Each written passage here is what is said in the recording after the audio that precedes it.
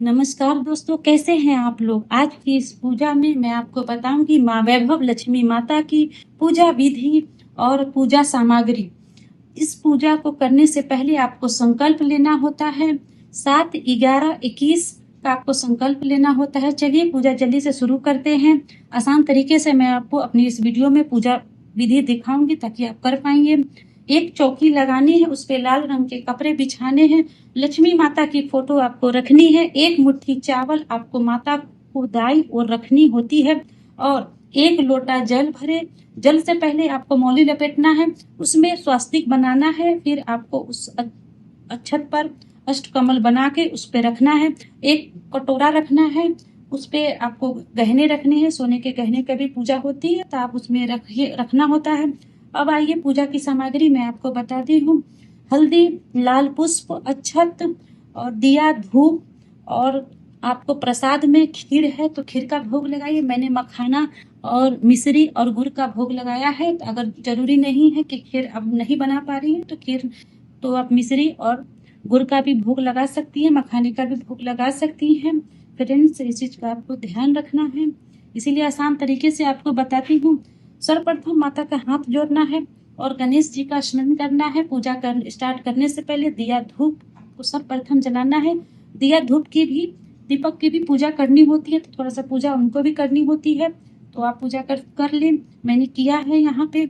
और फ्रेंड्स, आपको गंगा जल से आचमन करना होता है। सभी को पुष्प से छींटे, गंगा जल से छींटे लगानी होती है। सभी भगवान को गंगा जल से छींटे लगाइए।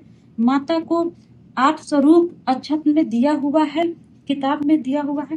अक्षत और कुमकुम सभी को आपको चढ़ाना है, लगाना है, किताब में भी। तो माता के साथ साथ आपको किताब के भी पूजा करनी है, इस चीज का आपको ध्यान रखना होगा फ्रेंड्स। और श्रीयंत्र का भी पूजा होता है, तो श्रीयंत्र अगर आपके पास है तो आप पूजा स्थान पर रखिए। मैंने रखा है, आप देख सकती हैं। अगर नहीं है तो किताब में ही श्रीयंत्र दिया गया हुआ है, तो श्रीयंत्र का भी पूजा अक्षत कुमकुम से पूजा करना है।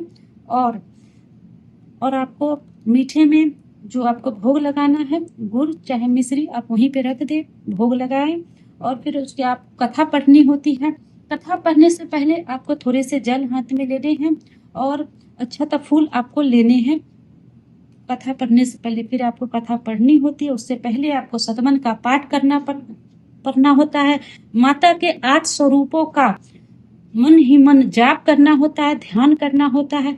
फिर आपको कथा पढ़नी होती है तो आप कथा पढ़ ले। फिर उसके बाद कथा पढ़ने के बाद वही अक्षत और पुष्प जो अपने हाथ में रखा है माता को अर्पित कर देना होता है। फिर उसके बाद माता की भोग लगती है तो आपको आरती करनी है। आरती करने के बाद आप भोग लगाइए माता को। भोग लगाने के बाद माता को क्षमा प्रार्थना मांगिए। हे माँ, कोई भी गलती सलती हो गई हो तो मुझे माफ करना और मेरी मनोकामना पूर्ण करना। अगर इस तरह से आप पूजा करेंगे तो आपकी मनोकामना अवश्य ही पूजा पूरी होगी।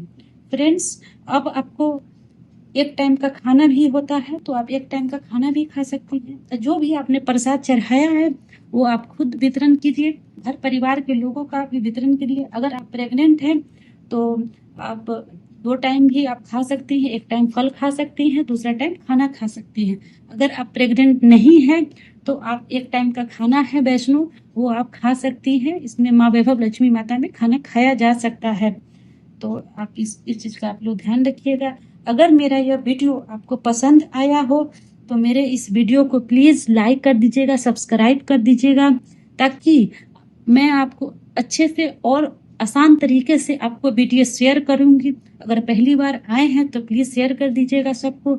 जय माता रानी फ्रेंड्स, जय माँ वैभव लक्ष्मी माता की जय।